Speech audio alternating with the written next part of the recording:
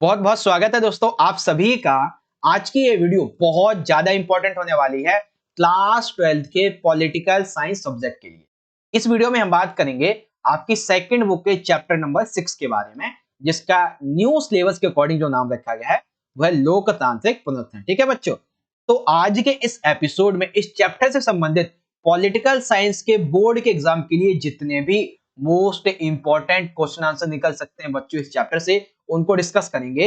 और इस चैप्टर के वे क्वेश्चन होंगे बच्चों ये जो आपसे हर साल पेपर में पूछे जाते हैं। ठीक है ना, चैप्टर 6 के वे क्वेश्चन जो रिपीटेड है ऑलरेडी कई सारे प्रीवियस ईयर्स के बोर्ड एग्जाम से, ये वे क्वेश्चन है जो कि आपको इजी से इजी लैंग्वेज में समझा दिए जाएंगे। बस आपने करना क्या है कि आज के इस एपिसोड को आप कंप्लीटली एंड तक जरूर देखिएगा। ठीक है, और ये वीडियो मैं आपको हिंदी में सारे क्वेश्चन समझा दूंगा, इंग्लिश मीडियम के बच्चों के लिए आंसर यहाँ पे दिखा दिए जाएंगे। ठीक है बच्चों, तो आइए शुरुआत करते हैं। चलिए, सबसे पहले बात करेंगे क्वेश्चन नंबर 1 की, बहुत ही इजी सा प्रश्न। अच्छा, प्रश्न शुरुआत करने से पहले एक चीज बता देता हूं कि ये जो आपका पूरा का पूरा चैप्टर है, ठीक है ना, ये किससे संबंधित है? ये पूरा का पूरा है आपके आपातकाल के संबंध में। तो क्वेश्चन क्या क्या बनेंगे? क्वेश्चन बनेंगे आपातकाल के कारण, ठीक है, आपातकाल के दौरान, आपातकाल के बाद में इसके पक्ष और जो विपक्ष वगैरह होते हैं, ठीक है, उसके बाद में फिर जो राजनीति होती है, यही मेन 5 से 6 क्वेश्चन बनेंगे। ठीक है ना, टोटल में आपको 10 बताने वाला हूं। पहला प्रश्न कारण के संबंध, इंदिरा गांधी जी के द्वारा आपातकाल लगाए जाने के आर्थिक कारणों का वर्णन कीजिए। तो क्या क्या वो आर्थिक कारण थे जिसकी वजह से इंदिरा गांधी जी के द्वारा 24-25 जून की मध्यरात्रि को 1975 में आपातकाल लगाया गया? कई कारण थे भाई। सबसे पहला कारण यहाँ पे देखिए क्या था। पहला कारण ये था कि 1971 के जब चुनाव हुए थे तो इंदिरा गांधी जी ने एक नारा दिया था, कौन सा? गरीबी हटाओ का नारा। तो ये गरीबी हटाओ का नारा उतनी गरीबी नहीं हटा पाया जितने की नागरिकों को लगता था। ठीक है, तो पहला कारण नागरिक एक वजह से गुस्सा हो गए, सरकार से नाराज हुए। दूसरा, 1971 में जब बांग्लादेश संकट हुआ तो बांग्लादेश नया देश बना, इस वजह से तकरीबन 80 लाख बांग्लादेशी भारत में घुसपैठ कर आए, जिसकी वजह से भारतीय अर्थव्यवस्था पर, भारतीय राजनीति पर, भारतीय सामाजिक स्थिति पर बहुत ही नकारात्मक प्रभाव पड़ा। ठीक है, इसका कारण इंदिरा गांधी जी को माना जा रहा था। ठीक है, तीसरा, अमेरिका ने भी भारत को सहायता देनी बंद कर दी क्योंकि इसने पाकिस्तान से युद्ध किया था 1971 में, और जो अमेरिका से मदद मिलना बंद हो गई तो भारत के कुछ आर्थिक स्रोत कम पड़ने लगे। ठीक है, चौथा, अंतरराष्ट्रीय स्तर पर महंगाई बढ़ गई। कैसे? क्योंकि अंतरराष्ट्रीय जो बाजार थे इसमें तेल के दामों में वृद्धि होती चली गई। जहां 1973 में महंगाई तेल के संबंध में 23 थी, ठीक है, 23% थी, वहीं एक साल में ये 30% हो गई, यानी कि तकरीबन 60% बढ़ गई। इसकी वजह से भारत में और ज्यादा आर्थिक जो थी स्थिति बिगड़ने लगी। ठीक है, उसके बाद में औद्योगिक विकास की दर बहुत कम हो गई, शहरी एवं ग्रामीण क्षेत्र में बेरोजगारी बहुत ज्यादा बढ़ने लगी। और जब ये बेरोजगारी बढ़ी तो सिंपल सी बात है भाई, ये खाने तक के लाले पड़ गए। ठीक है, खाने तक के लाले इसलिए पड़ गए क्योंकि 1972 एंड थर्ड में मानसून असफल था। आप सभी को पता है कि 70% भारत की कृषि किस पे निर्भर है? 75% मानसून पर। और जब मानसून ही नहीं आएगा तो क्या होगा? सिंपल सी बात है, कृषि में पैदावार ही नहीं होगी। कृषि में पैदावार नहीं होगी तो खाद्यान्न उत्पन्न नहीं होगा, यानी कि अनाज नहीं उत्पन्न होगा। अनाज नहीं उत्पन्न होगा तो भुखमरी फैलेगी, अकाल तो पड़ ही चुका है। ठीक है, अब इसको पूरा करने के लिए सरकार ने क्या किया? जो अपना सरकारी खर्चा था उसको कम करना शुरू किया, लोगों के वेतन रोक लिए, लेकिन फिर भी इसको नहीं रोक पाए। और जब जनता का आक्रोश बढ़ता गया तो फाइनली इंदिरा गांधी जी को आपातकाल लगाना पड़ेगा। ठीक है, ये आर्थिक कारण है अभी केवल, वैसे केवल आर्थिक कारणों की वजह से नहीं, इसमें सामाजिक कारण, राजनीतिक कारण सभी ऐड होंगे, लेकिन अलग से 4 मार्क्स में आर्थिक पूछा जाएगा तब आप ऐसे लिखेंगे। ठीक है भाई। अच्छा, जो बच्चे इंग्लिश मीडियम के वो यहां से देख सकते हैं कि describe the economic reasons for the imposition of emergency by Indira Gandhi. तो बहुत से रीजंस थे भाई, वो आप यहां पे इजीली रीड आउट कर सकते हैं। ओके बच्चों, आगे बात करते हैं। अब जो है, अभी हमने देखा कि आर्थिक, अब हम बात करेंगे सामाजिक कारण की। तो इंदिरा गांधी जी के द्वारा, ठीक है, हाँ, इंदिरा गांधी जी के द्वारा आपातकाल लगाए जाने के सामाजिक कारण के रूप में आपको गुजरात और बिहार आंदोलन का वर्णन करना। ठीक है, तो क्या था भाई ये गुजरात और बिहार आंदोलन? तो गुजरात आंदोलन चलाया गया था जनवरी 1974 में, और बिहार भी 1974 में मार्च अप्रैल का। ठीक है ना, तो गुजरात आंदोलन जनवरी 1974। बेसिकली हुआ ये था कि गुजरात के जो छात्र थे, ये कॉलेज के छात्र, इन्होंने देखा कि भाई कैंटीन में जो खाना मिलता है और उनकी जो सहायक सामग्री है, पुस्तकें और उनकी जो फीस यानी कि अन्य जो शिक्षण सामग्री है, इसमें दाम ज्यादा बढ़ता चला जा रहा है। पहले कम था, अब और बढ़ता जा रहा है। यानी कि सरकारी संस्थाओं में, सरकारी नौकरियों में भ्रष्टाचार बहुत बढ़ता चला जा रहा है।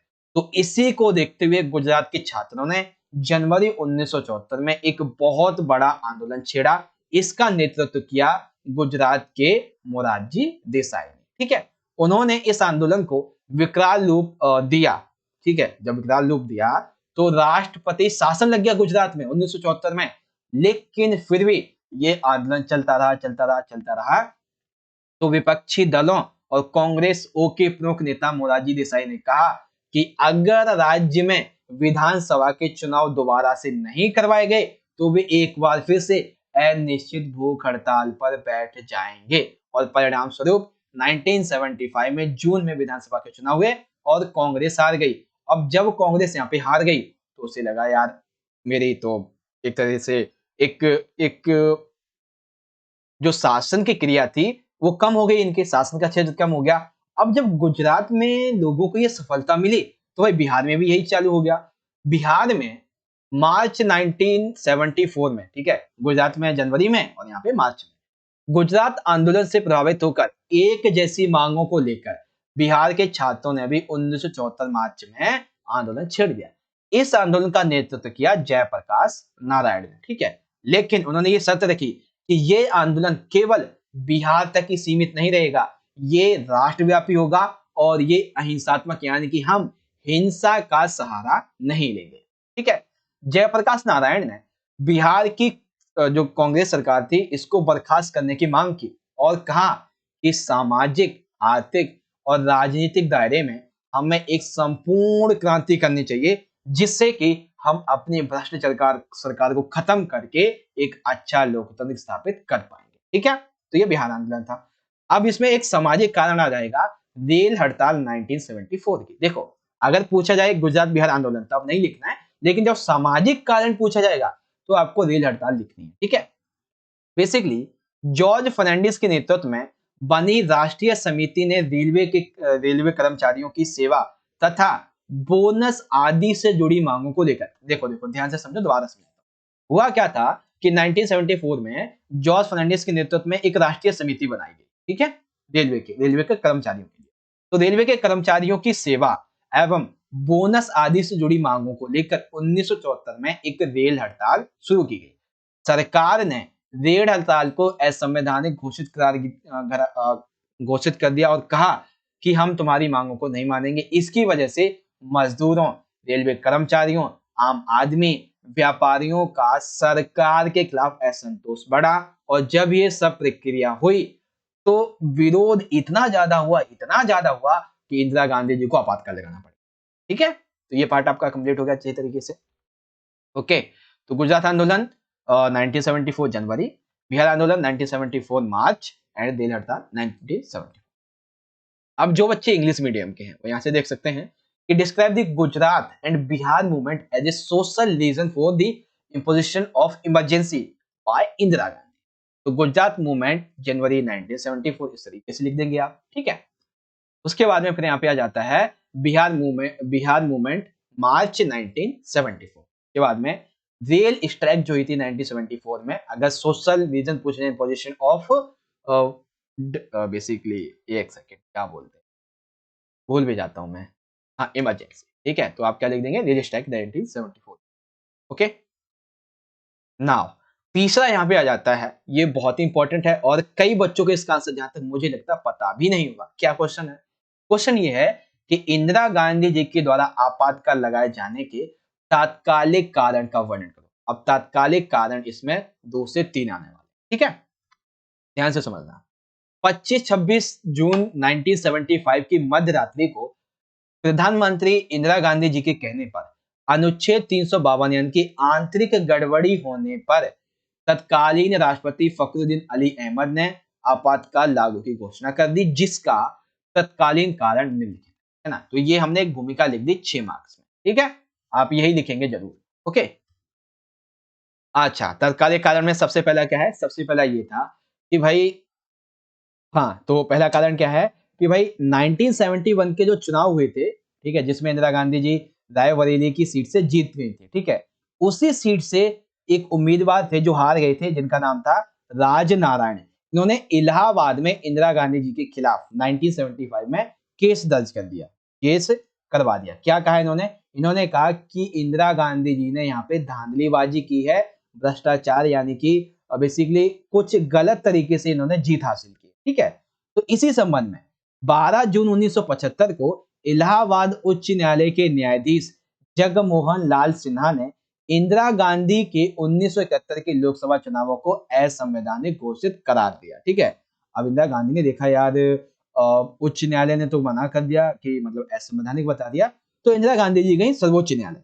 तो 24 जून 1975 को सर्वोच्च न्यायालय ने उच्च न्यायालय के फैसले पर स्थगनादेश सुनाते हुए, यानी कि उसको हटाते हुए ये कहा कि ये जो अपील है, इसमें इंदिरा गांधी सांसद तो बनी रहेंगी, लेकिन मंत्रिमंडल की बैठकों में भाग नहीं लेंगी। एक तरीके से वो प्रधानमंत्री होते हुए भी प्रधानमंत्री नहीं है। अब इंदिरा गांधी जी ने देखा यार, मैं प्रधानमंत्री हूं, फिर भी प्रधानमंत्री नहीं बनने दिया जाएगा, मुझे मतलब काम नहीं करने दिया जाएगा, तो इसीलिए उन्होंने आपातकाल लगा दिया।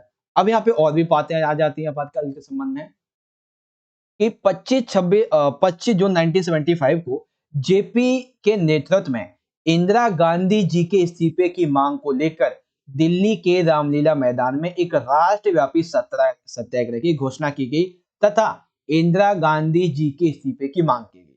जेपी ने कहा, अरे ओ भारत की प्रिय सेना, अरे ओ भारत की पुलिस अधिकारियों, अरे ओ कर्मचारियों, मैं तुमसे आग्रह करता हूं कि ये सरकार अनैतिक है, अवैधानिक है, तुम इसके आदेशों का पालन ना करो। और इंदिरा गांधी को, ठीक है ना, आप ध्यान से समझ लेना, इंदिरा गांधी जी ने देखा कि जितने भी ये आर्थिक, ठीक है, जितने भी ये सामाजिक और जो अभी हमने देखा ये जो तात्कालिक कारण था, इन्होंने देखा कि अगर मैंने कुछ अभी नहीं किया तो मेरी सत्ता हाथ से निकल जाएगी।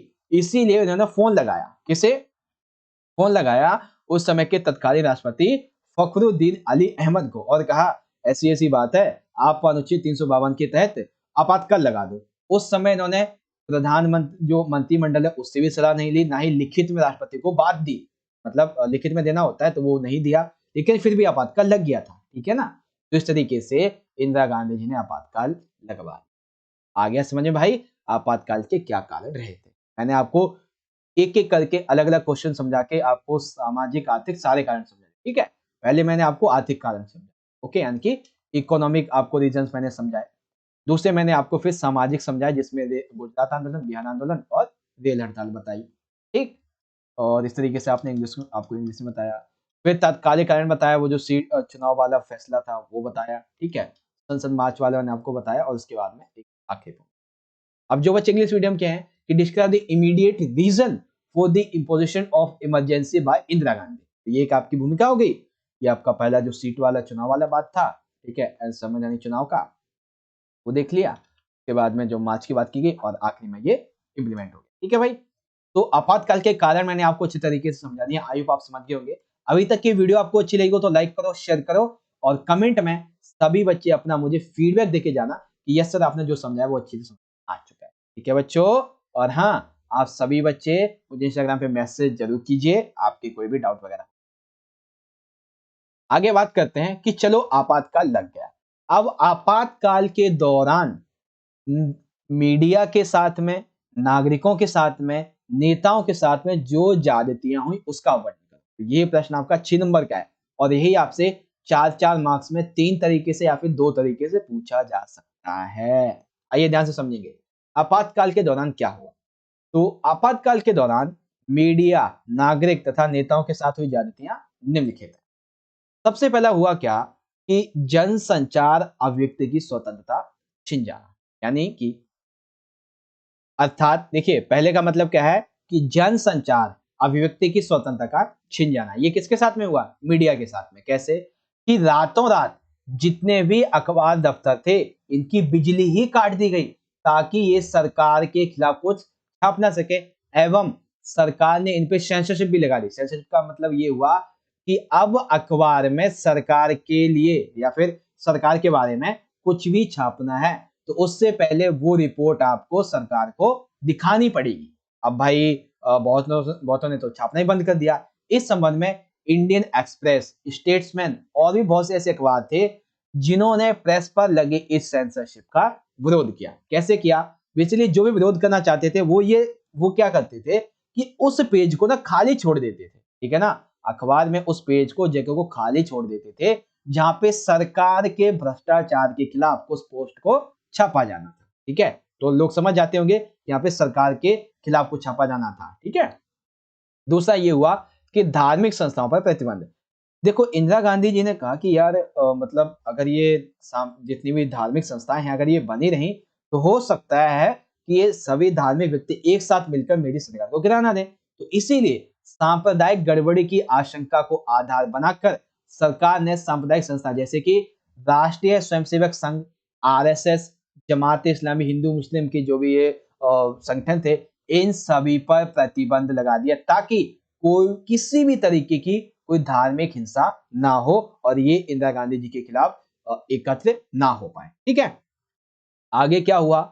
आगे ये हुआ नागरिक जो थे, ठीक है, यानी कि भारतीय नागरिक, इन पे बहुत से अत्याचार हुए, अधिकारों का हनन हुआ। जैसे अनुच्छेद 21 जीवन जीने के अधिकार को नागरिकों से छीन लिया एक तरीके से। कैसे? क्योंकि देखो लोगों को जबरदस्ती पकड़ पकड़ कर उनकी नसबंदियां की जा रही थी। क्यों भाई? क्योंकि इंदिरा गांधी जी को लग रहा था आपातकाल है, घर में ही रहेंगे तब तो जनसंख्या तेजी से बढ़ेगी, इसीलिए उन्होंने लोगों को पकड़ पकड़ कर जबरन उनकी नसबंदी कर दी ताकि जनसंख्या नियंत्रण रह सके, ठीक है। इंदिरा गांधी जी ने लोगों से कहा कि हम आपके लिए अब स्मार्ट सिटी बनाने वाले हैं, ठीक है, लेकिन स्मार्ट सिटी के नाम पे झुग्गी झोपड़ियों को गिरा दिया गया, ठीक है, वहां पे कोई मकान वगैरह नहीं बनाएगा। मीसा का गलत उपयोग है। मीसा का फुल फॉर्म होता है maintenance of internal security act, ठीक है। अब ये जो था इसके तहत बहुत सारे लोगों को, तकरीबन 10 लाख लोगों को मात्र शक के आधार पर ही गिरफ्तार कर लिया गया और तकरीबन 1 लाख लोगों की पुलिस हिरासत में मौत भी हो चुकी थी। एक तरीके से हम ये कह सकते हैं कि भाई आपातकाल के दौरान लाखों की संख्या में लोग मारे गए, वो भी पुलिस हिरासत में, ठीक है। फिर आती है कि नेताओं के साथ में क्या हुआ। तो सरकार के द्वारा रातों रात निवारक नजरबंदी के तहत केवल इस आधार पे कि ये सरकार का विरोध कर सकते हैं, सरकार को इससे खतरा है, कई सारे विपक्षी नेताओं को गिरफ्तार कर लिया गया, जैसे कि मोरारजी देसाई, जेपी नारायण आदि बड़े बड़े नेताओं को, ठीक है ना, और उनको उनके फोन टैप भी किए जाने लगे। साथ ही कुछ ऐसे नेता जो गिरफ्तारी से बच गए, भूमिगत हो गए, छुप गए, जिन्हें पुलिस नहीं पकड़ पाई, उन्होंने सरकार के खिलाफ मुहिम चलाना जारी रखा, ठीक है भाई। तो आपातकाल के खिलाफ बहुत सी बातें हैं, ठीक है, जो कि आपातकाल के दौरान बहुत सी बातें हुई, वो मैंने आपको बताई। जनसंचार और व्यक्ति की स्वतंत्रता छिन गई, ठीक है, मीडिया के बारे में, धार्मिक संस्थाओं पर प्रतिबंध लग गया, नागरिकों के साथ में क्या हुआ, नेताओं के साथ में क्या हुआ, ये सारी चीजें। ओके भाई, यही वो बातें हैं जो आपातकाल के दौरान हुई थी। इंग्लिश में देखेंगे कि describe the castes that happened to the media, citizens and political during the emergency. So freedom of mass media and expression was taken away and ban on religious organization, ठीक है, पहला दूसरा हो गया। बात करते हैं तीसरे पार्ट की, तो तीसरा आ गया atrocities on citizens violation of rights and extortions related to leaders। Okay, now आगे बात करते हैं अगले क्वेश्चन की। अब क्वेश्चन ये है कि जब आपातकाल लगा तो ऐसे में नागरिकों ने अपने लिए कुछ संगठन बनाए होंगे आपातकाल के विरोध करने के लिए। तो आपातकाल के बाद में नागरिकों के लिए नागरिक स्वतंत्रता संगठनों का जो उदय हुआ, ये हमें बता, ठीक है, कैसे हुआ था बेसिकली।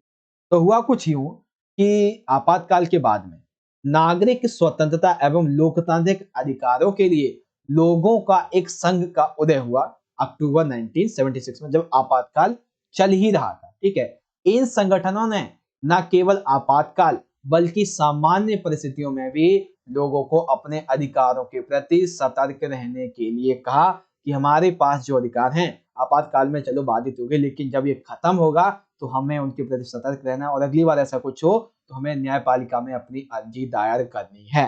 ठीक है।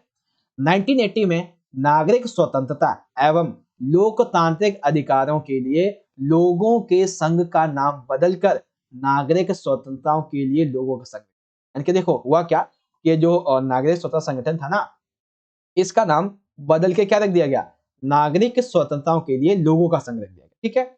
गरीबी सहभागिता, यानी कि गरीबी में सभी एक साथ मिलकर चले, लोकतंत्र को और ज्यादा बढ़ावा मिले, निष्पक्षता रहे, ठीक है, चुनाव में या फिर अवसर जब वितरण किया जाए उसमें भी।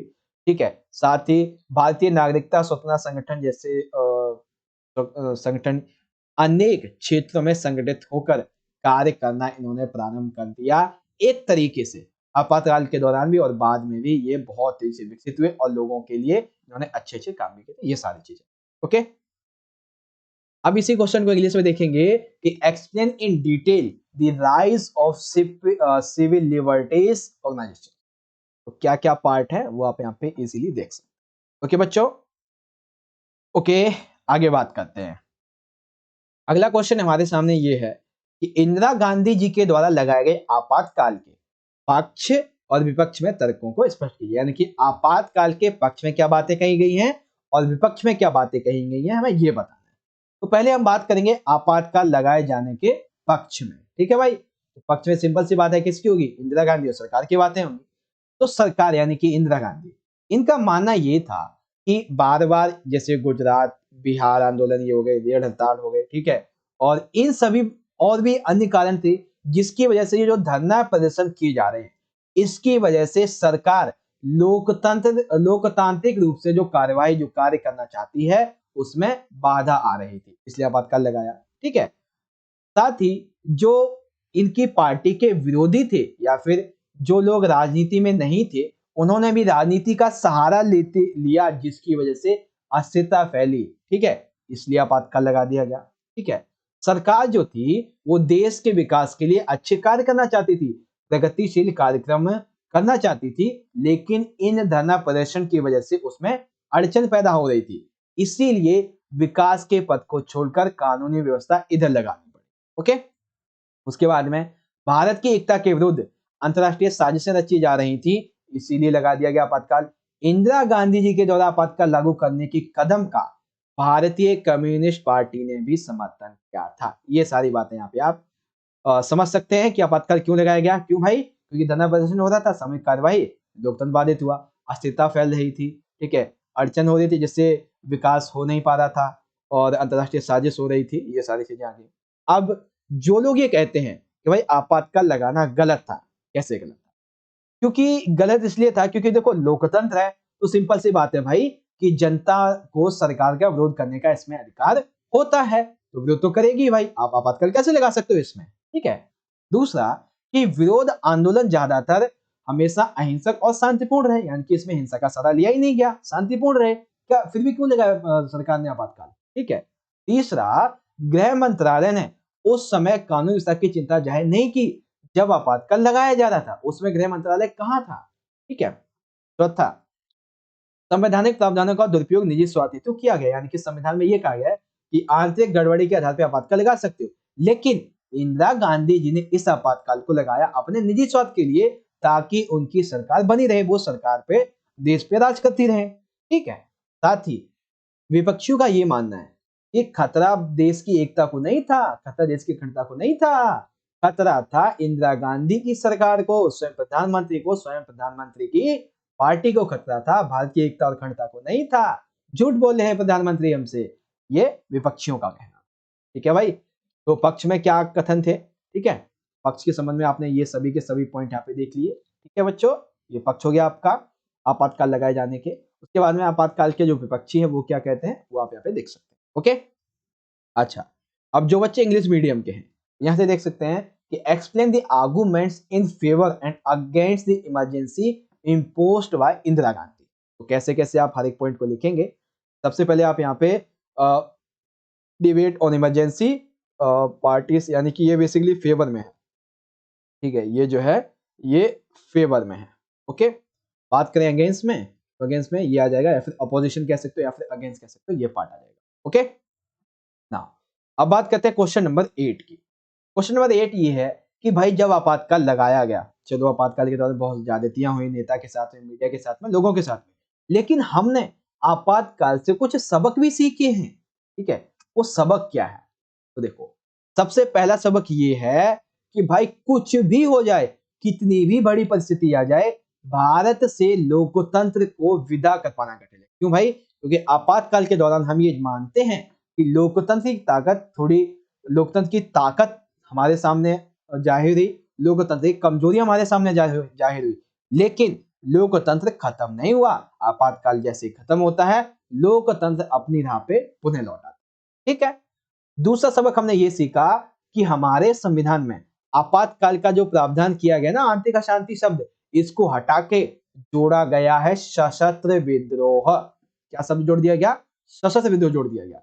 और तीसरी बात ये जोड़ दी गई कि आपातकाल की घोषणा जो है वो अकेले प्रधानमंत्री नहीं करेगा, बल्कि उसे मंत्री परिषद की सलाह लेनी पड़ेगी और राष्ट्रपति को लिखित में देना होगा। जैसे इंदिरा गांधी जी ने ना मंत्री परिषद की सलाह ली, ना ही राष्ट्रपति को लिखित में दिया, बस फोन करके बता दिया और इमरजेंसी डिक्लेयर कर दी राष्ट्रपति ने, प्रेसिडेंट ने, लेकिन अब ऐसा नहीं होगा। ठीक।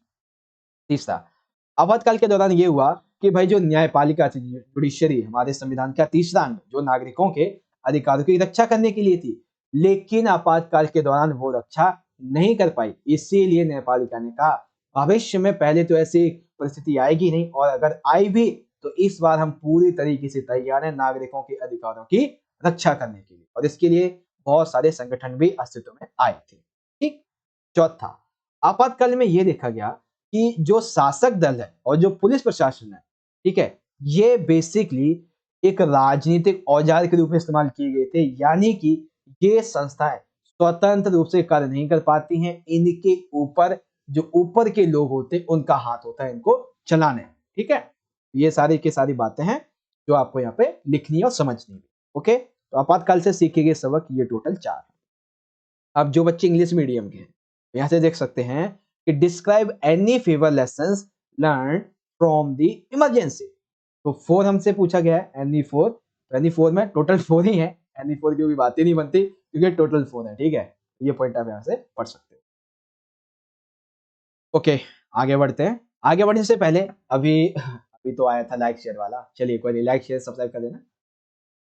हाँ, अब बात करते हैं अगले क्वेश्चन की। अब क्वेश्चन ये है कि जब आपातकाल लगा दिया गया, सबक भी हमने देख लिया, अब आपातकाल जो लगाने के कारण में बताए गए, यानी कि आपातकाल लगाने के पक्ष में जो दलीलें दी गई थी, उन दलीलों का, यानी कि आपातकाल क्यों लगाया गया, उसके कारणों की जांच करने के लिए किस आयोग का गठन किया गया और इस आयोग ने अपनी रिपोर्ट में क्या कहा गया। तो आप सभी को पता है किस आयोग का गठन किया गया था बच्चों?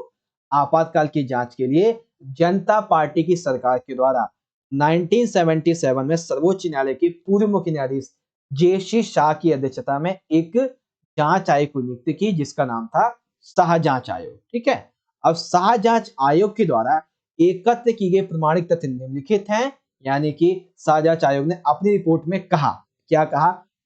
शाह जांच आयोग ने कहा कि आपातकाल की घोषणा केवल और केवल प्रधानमंत्री का ही सुझाव था। ठीक है, यानी कि केवल प्रधानमंत्री का ही सुझाव। ओके।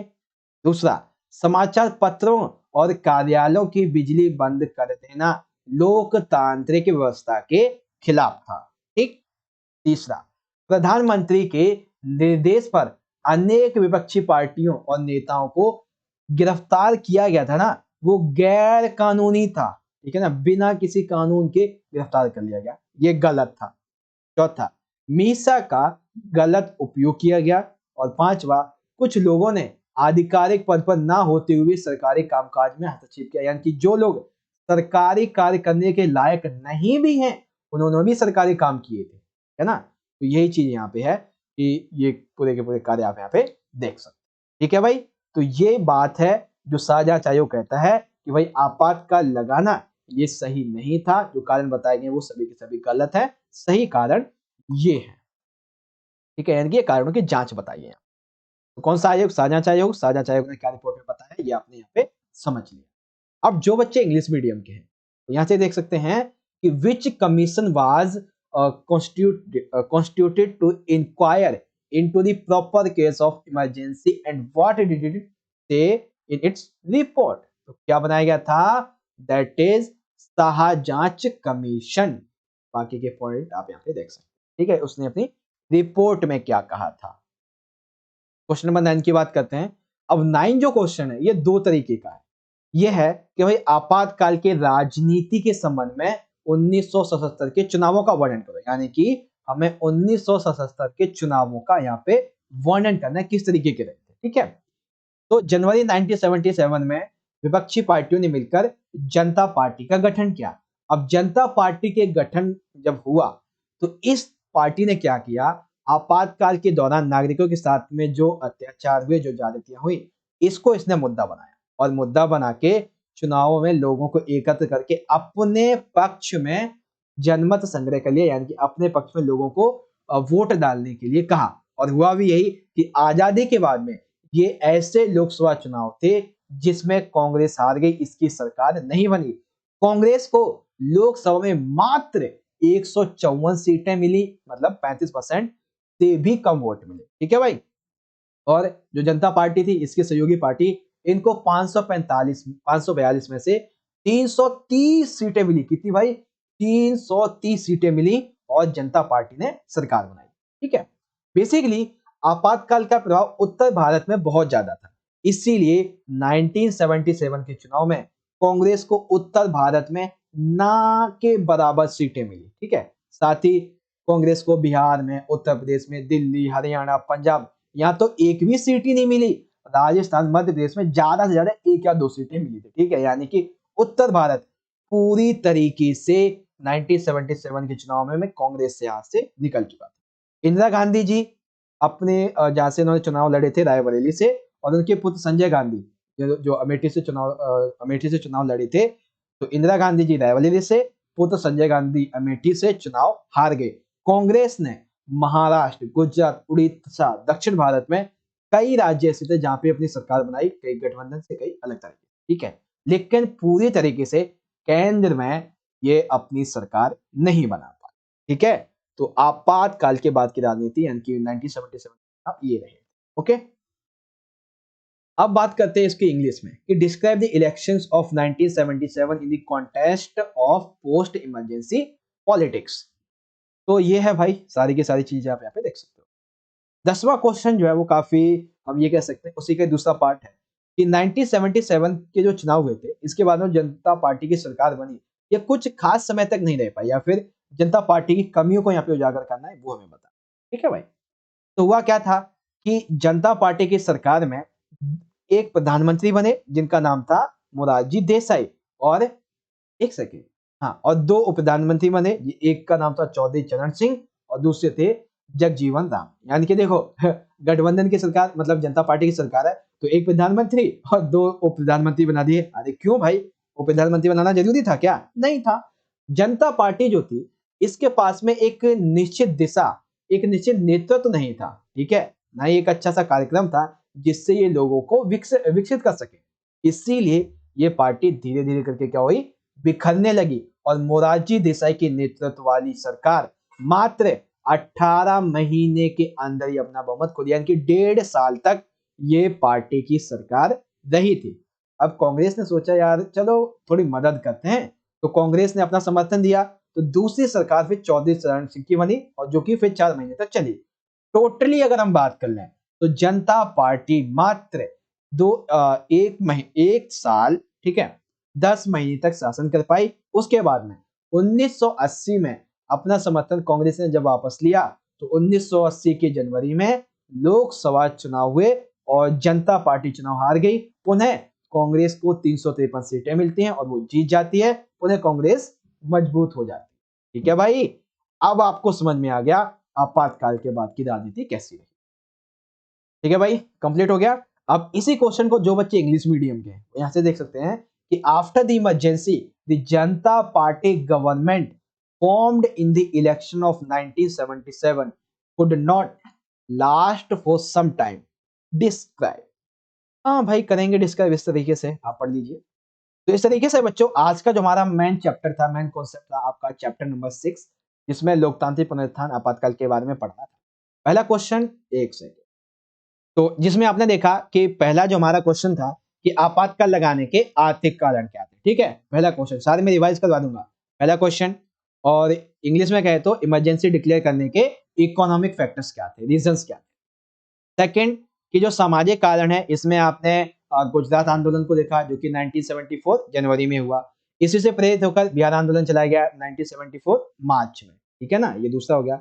और जब सामाजिक पूछा जाएगा तो आपको रेल हड़ताल भी लिखनी है। ठीक है, इसी तरीके से इंग्लिश में जो सोशल रीजंस है, इसमें आपने मूवमेंट देखा 1974 का जनवरी, गुजरात मूवमेंट। इसी से प्रभावित होकर बिहार मूवमेंट हुआ मार्च 1974 में। और सोशल की बात की जाएगी तो रेल स्ट्राइक 1974 की भी लिख देंगे। ठीक है, तीसरा पार्ट आ गया था कि तात्कालिक कारण क्या था। तो तात्कालिक कारण में पहले चुनाव जीतने वाली बात हमने की थी। ठीक है ना, ये तात्कालिक कारण हो गया हमारा। और उसके बाद में जो मार्च की बात की गई थी वो हो गया। इसी तरीके से आप आगे देखेंगे इंग्लिश में, तो ये तीसरा हो जाएगा जो इमरजेंसी का इमीडिएट रीजन था। ठीक है, ये हो जाएगा। और आगे देखेंगे तो अगला हमने देखा था कि भाई आपातकाल के दौरान मीडिया के साथ में क्या हुआ था। तो पहले हमने मीडिया की बात की। ठीक है, धार्मिक संस्थाओं के साथ में क्या हुआ था ये हमने बात की। फिर नागरिकों के साथ में कैसे कैसे अत्याचार हुए ये हमने बात की। और नेताओं के साथ में क्या अत्याचार हुए हमने ये बातें की। ठीक है, अब इसी संबंध में इंग्लिश में देखेंगे तो पहले हमने मीडिया के बारे में, ठीक है, रिलीजियस जो ऑर्गेनाइजेशन उसे बैन किया गया इसके बारे में बात की। एंड देन नागरिकों के ऊपर जो वॉल्यूशन की गई राइट्स उनके छीन उसकी बात की। And extortion related to leaders, ये हमने बात की। ओके, फिर हमने ये देखा कि भाई आपातकाल के दौरान और बाद में जो नागरिक स्वतंत्रता संगठन थे, इनका उदय किस तरीके से हुआ, कैसे ये विकसित हुए, क्या सफलताएं रही, वो हमने सारी की सारी बातें यहाँ पे देखी।